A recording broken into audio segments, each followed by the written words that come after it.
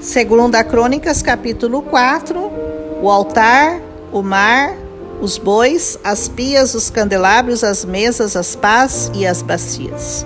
Esse capítulo vai ser um pouco longo, visto que nós vamos parar em cada um desses acessórios. Os vários acessórios que Salomão instalou no complexo do templo ficavam do lado externo do edifício. O principal era o altar de bronze, que possuía as mesmas dimensões do lugar santíssimo, ou seja, 9 metros por 9, versículo 1. Cada um desses objetos tem um sentido espiritual. Nada foi colocado lá por acaso. Começando pelo sentido espiritual do altar, ele representa o nosso coração, onde recebemos o Senhor Jesus como Senhor, como dono dele, onde depositamos a nossa confiança e cremos que pelo sacrifício perfeito que foi oferecido e pelo sangue derramado, nós obtivemos o perdão e a partir daí, desse primeiro lugar, podemos entrar com ousadia até o lugar santo e ao Santo dos Santos, uma vez que fomos feitos sacerdotes por meio de Jesus. Depois, temos o tanque, ou o mar de bronze, como é chamado, que é o lugar onde os sacerdotes lavavam suas mãos e seus pés antes de entrarem no lugar santo.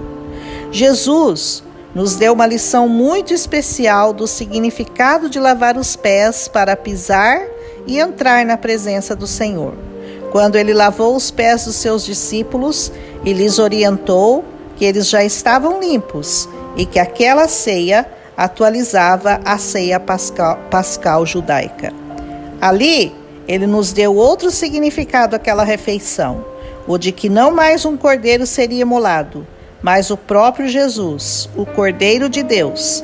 E ao lavar os pés deles, ele se colocava como o servidor de todos e quebra as convenções sociais de sua época. Servir parece ser uma função dos mais fracos, dos que não têm nada a oferecer. Mas Jesus, ao lavar os pés de seus discípulos, lhes dizia qual é o papel de cada um dos seus seguidores: servir a todos, independentemente de qualquer condição social. Se o próprio Deus, o dono de tudo, assumiu esse papel, quem seríamos nós para dizer que não queremos servir? E servir é fazer tudo sem esperar retorno, aplausos ou agradecimentos. Servir tem que ser a natureza do cristão, que não vive mais para si, mas para o Senhor. Além disso, lavar os pés mostra o gesto de humildade e o de estar sempre com o coração limpo, puro diante de Deus. A seguir, temos as bacias de ouro, que eram usadas para reter o incenso e as brasas. O fogo é usado para destruir ou para refinar e purificar. A palavra nos diz que Deus é um fogo consumidor. Jesus é aquele que nos batiza com o Espírito Santo e com o fogo. Esse batismo, esse fogo, é o que nos molda e nos purifica do pecado. Cuidado com o sangue profano na presença do Senhor. Lembre-se de Nadab e Abiú, que trouxeram sangue profano perante o Senhor e foram mortos por sua desobediência. Levítico 10. As pias eram usadas para lavar os carneiros e os cordeiros antes de serem imolados. Não é difícil saber e entender que o sangue de Jesus nos purifica, nos lava e nos limpa. Lembram-se quando Jesus foi traspassado por uma lança e dele saiu água e sangue? João 5,34? João enfatiza que viu isso e que o seu testemunho era verdadeiro. Ora, é claro que não é normal que saia água e sangue. Assim, temos o primeiro milagre de Jesus após a sua morte. O sangue nos purifica de todo pecado e a água nos mantém limpos para continuarmos e vencer o mundo. 1 João 5,6 nos diz: quem é que vence o mundo senão aquele que crê que Jesus é o Filho de Deus? Este é aquele que veio por água e por sangue, isto é, Jesus Cristo, não só por água, mas por água e por sangue. E o Espírito é o que testifica, porque o Espírito é a verdade.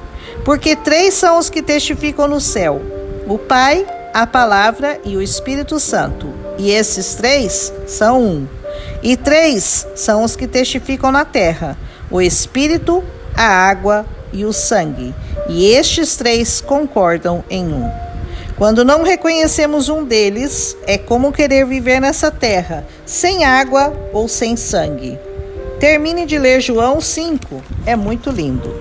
Mas, voltando ao capítulo, porque às vezes, para não dizer sempre, eu dou uma visitada no Novo Testamento, porque eles se completam. Nós temos aqui a figura dos candelabros, que eram 10. O candelabro, ou o menorá, é um castiçal com uma coluna no centro, do qual saem 6 hastes, totalizando 7 braços. Êxodo 25:31.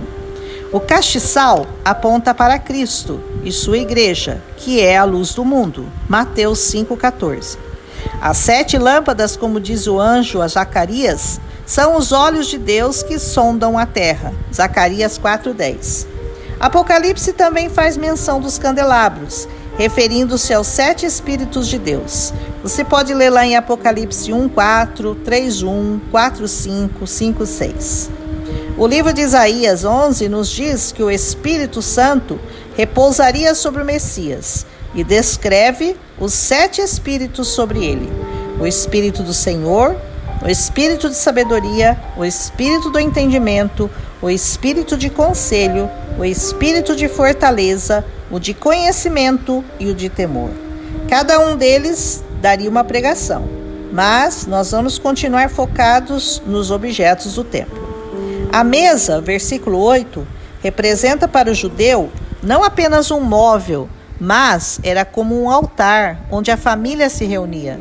O Salmo 128:3 diz: teus filhos como rebentos da oliveira à roda da tua mesa. O valor da família e da comunhão ao redor da mesa demonstra o apreço do Senhor pelo momento especial de reunião da família e um lugar oportuno para os pais compartilharem com seus filhos sobre as leis, os mandamentos e o caráter de Deus. Mesa é lugar de comunhão, é lugar de gratidão, é lugar de celebração, é um lugar de discipulado, é um lugar de unidade. Por isso, nessa representação, nos assentamos uma vez por mês à mesa do Senhor e lá compartilhamos o pão e a comunhão com os irmãos que professam a mesma fé em Cristo e fazemos menção do seu nome. Uma das marcas de uma família bem-sucedida é esse tempo de qualidade ao redor da mesa e em família. É um lugar que o diabo tem tentado destruir, colocando um de cada lado, um na frente da TV ou do computador, para que nós nos esqueçamos dessa bênção e não nos fortaleçamos como família, como irmãos. Valorize seus momentos à mesa e também à mesa do Senhor. Finalmente, temos os átrios do Senhor aqui mencionados. O átrio era o lugar que dava acesso às dependências internas do templo, separando a tenda que continha o lugar santo e os santos dos santos, ou o lugar santíssimo. A palavra de Deus nos ensina no Salmo 84:10: pois um dia nos seus átrios vale mais que 1000. Prefiro estar à porta da casa do meu Deus a permanecer nas tendas da perversidade. Outros salmos, como o 65 e o 96, também falam dos átrios da casa do Senhor e chama de bem-aventurados aqueles a quem ele escolhe para que assistam nos seus átrios. Os átrios lembram o privilégio do povo em poder vir adorar a Deus e também a separação entre a presença de Deus e os pecadores. O véu que foi rasgado na morte de Jesus demonstra que essa barreira foi quebrada e que por meio da obra expiatória de Jesus podíamos com ousadia ter acesso, achegando-nos com confiança diretamente ao trono da graça. Hebreus 4:16. Depois disso, ele vai falar dos pilares e das romãs, que eu já comentei no capítulo anterior. Também já falei sobre os vasos, que somos nós, e de como ele pode nos usar para adornar sua casa. Com um pouco mais de tempo, eu poderia falar mais sobre as coisas mencionadas neste capítulo. Mas, como o projeto é falar menos de 10 minutos e eu penso que já passei desse tempo, vou parar por aqui. Mas tudo é tão lindo que dá vontade de falar, falar e falar. Mas eu vou continuar amanhã. Enviem comentários e sugestões que considerarem importantes. Eu gosto de aprender, assim como vocês. Amém? Abraços e até amanhã.